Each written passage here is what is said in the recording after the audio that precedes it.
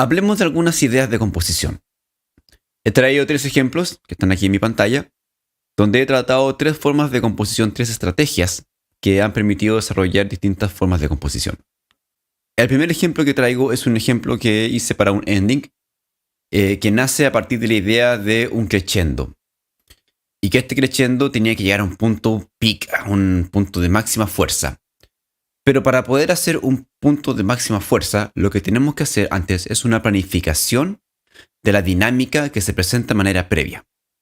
Si queremos que algo suene fuerte, es imperativo colocar antes algo suave.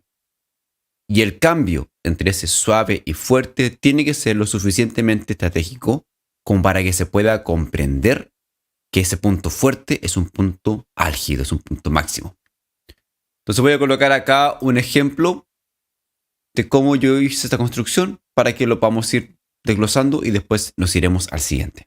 Voy a comenzar directamente desde ya una parte más desarrollada de la pieza, donde efectivamente lo que más buscamos es este crescendo y que solamente se logra si colocamos algo suave de manera previa. Aquí va.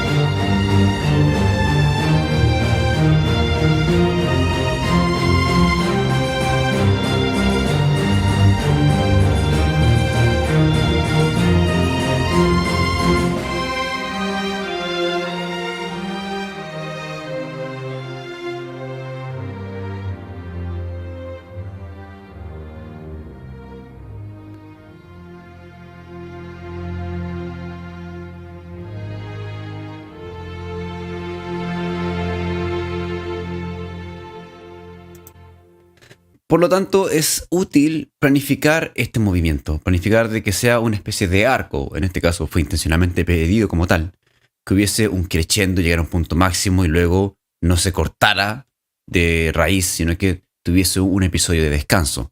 Es una bonita forma de hacer un fraseo, pero no a nivel de la melodía, sino que a nivel de la estructura. Entonces, frasear la estructura le da un desarrollo mucho más dinámico a la composición.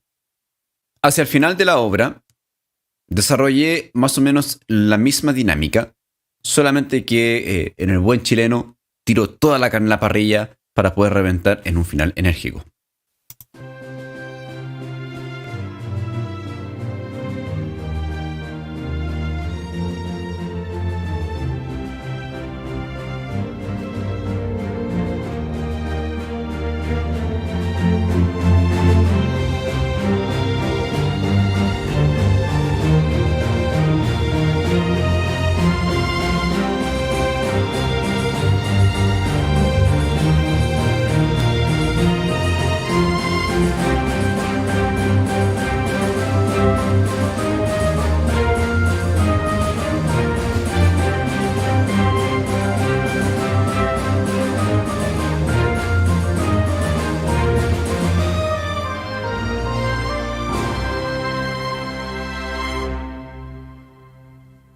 Hay otro truco que he ocupado en esta pequeña pieza que tiene que ver con jugar con cambios de tempo.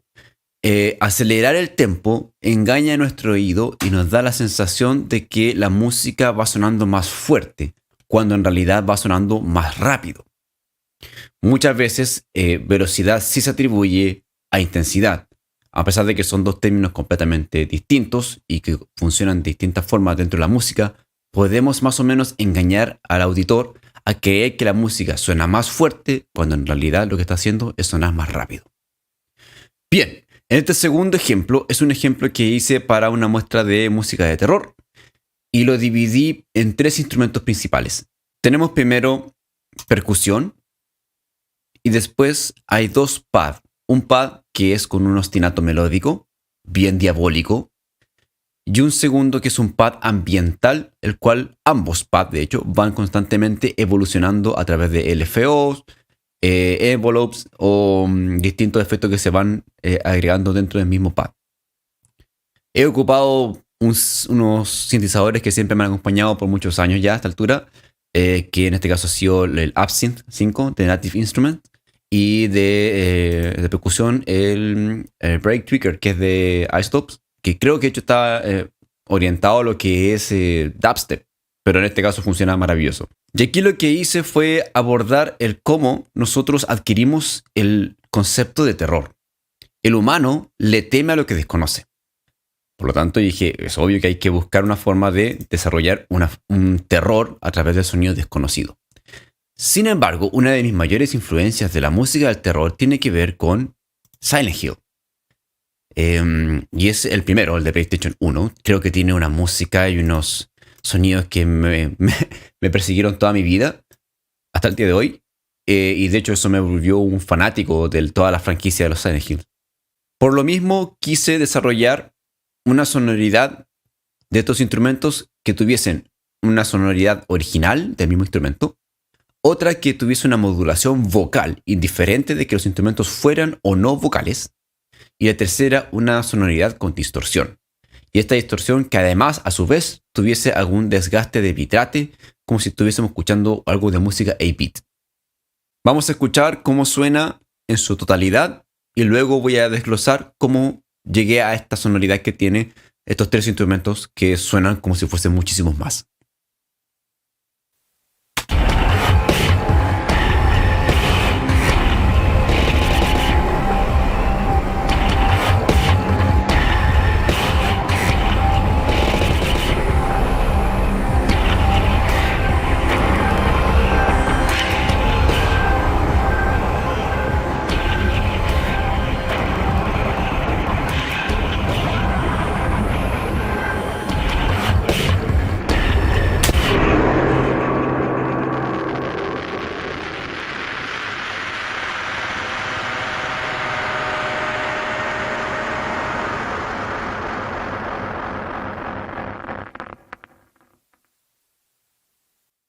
Ok, veamos cómo logré esta sonoridad.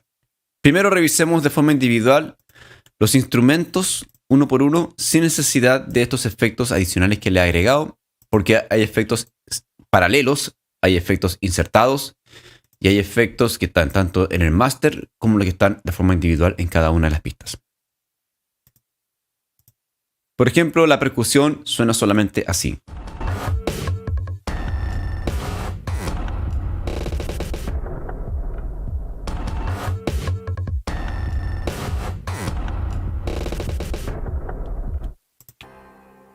Considero muy buena la sonoridad que tiene este programa porque justo apunta a esto que es entre futurista, con sonidos que vienen muy de lo desconocido, muy sintetizados, así que calza perfecto para lo que quería lograr en ese sentido. Ahora quiero mostrarles cómo sonaría esta misma percusión, pero pasado por un filtro de voz, que es un programa que trata de emular cómo hablaría más o menos un humano, lo coloco con palabras muy simples, con distintos efectos, y en vez de sonar la percusión como tal, suena como si estuviese más o menos hablando.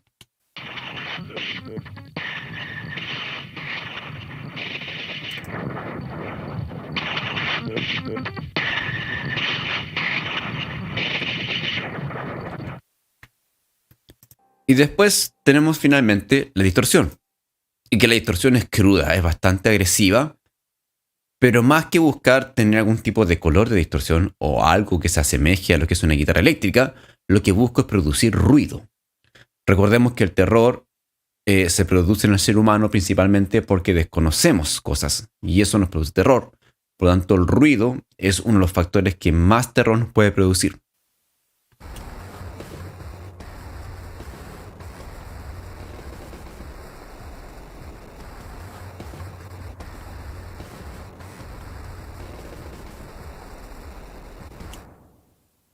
Por tanto, si escuchamos el instrumento solo y después lo comparamos con lo que es sus efectos, sonaría más o menos así.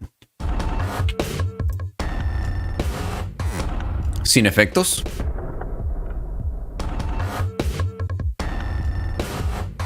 Con efectos.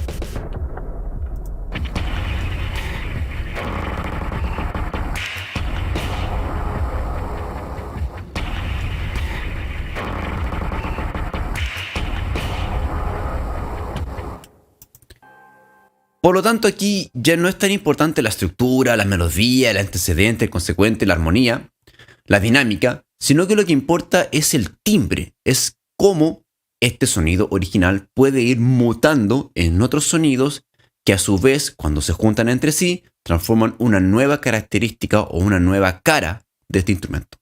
Revisemos el primer pad, que suena así. Tiene un arpegio, que es un arpegio, yo lo llamo diabólico, tiene una estructura teórica, obviamente, pero tiene una sonoridad que es algo que está constantemente persiguiéndonos. Entonces tiene un sonido que es un pad, una nota pedal, y sobre él va un arpegio que tiene esta sonoridad oscura.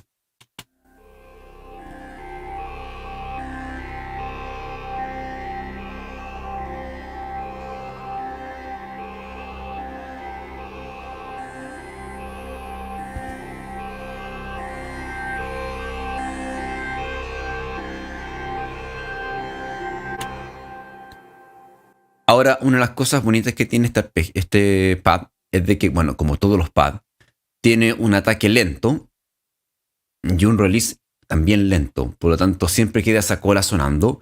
Y esa cola que queda sonando cuando cambia de una nota a otra produce interferencias con los otros efectos. Y eso produce mucho ruido y muchas cosas como desconocidas que suenan dentro de nuestro campo sonoro e inmediatamente comienzan a producir tensión sobre lo que va pasando con este arpegio, este ostinato tan diabólico. Se luce mucho durante el efecto vocal, que suena así.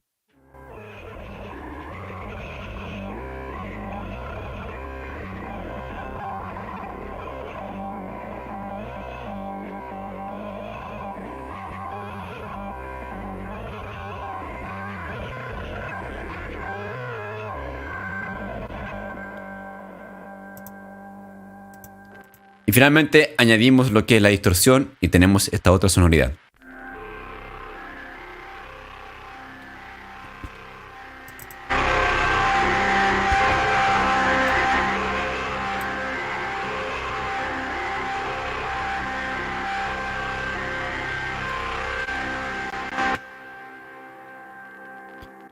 Si hacemos el mismo ejercicio, encontraríamos de que tenemos exactamente el mismo efecto. O sea, un pad que suena solo, sin efectos, luego con efectos.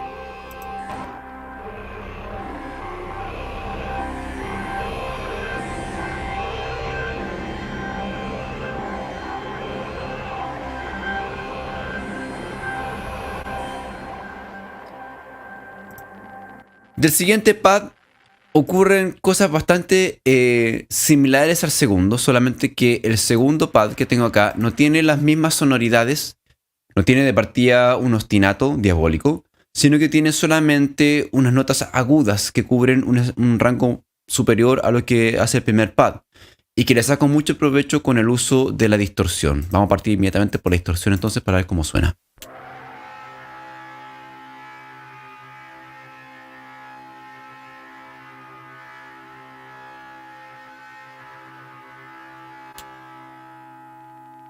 Sumado entonces con lo que es el pad original sonaría así.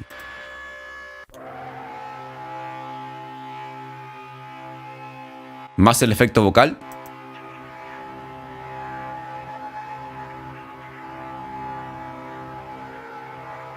Más todos los instrumentos.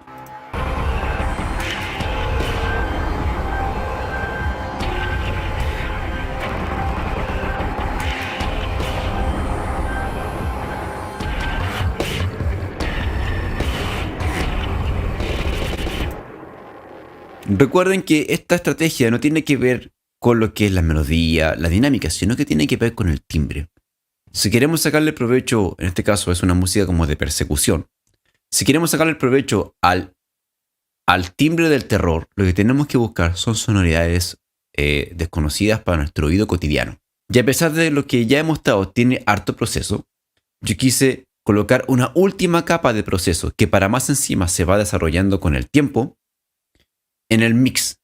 Todas las pistas se juntan en una sola gran pista y esta gran pista es afectada de forma directa, insertada, con otro efecto vocal más que va modulando toda la mezcla de forma directa. Por lo tanto, voy a mostrar cómo suena la mezcla completa y luego con el efecto que va insertado directamente al mix. Ahí va sin efecto. Con.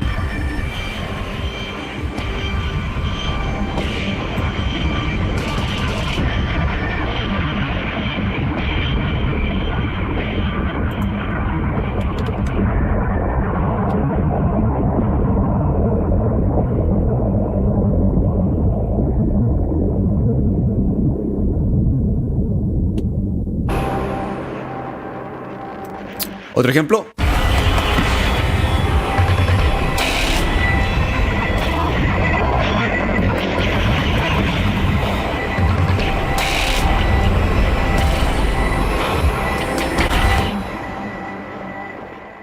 Finalmente, al mismo mix le agrego una compresión y un reverb, que son agentes paralelos que van a este mix, y quedaría la sonoridad final.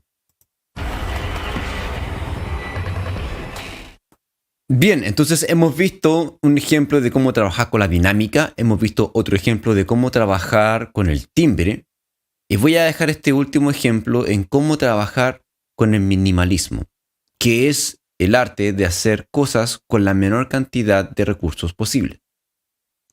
Usualmente el minimalismo, para que sea como tal, requiere entre 1 a 2 instrumentos, pero yo lo quise extender a un quinteto de cuerdas. Cuando el quinteto de cuerdas se hace presente, usualmente uno lo divide en varias partes para que hagan un acompañamiento a algunos, otros hagan melodías, otros hagan acentos y ritmos, etc. Sin embargo, en este caso yo lo quise intencionar para que fuese como un horizonte de sonidos, para lograr algo muy espacial, muy etéreo y con una sonoridad casi futurista.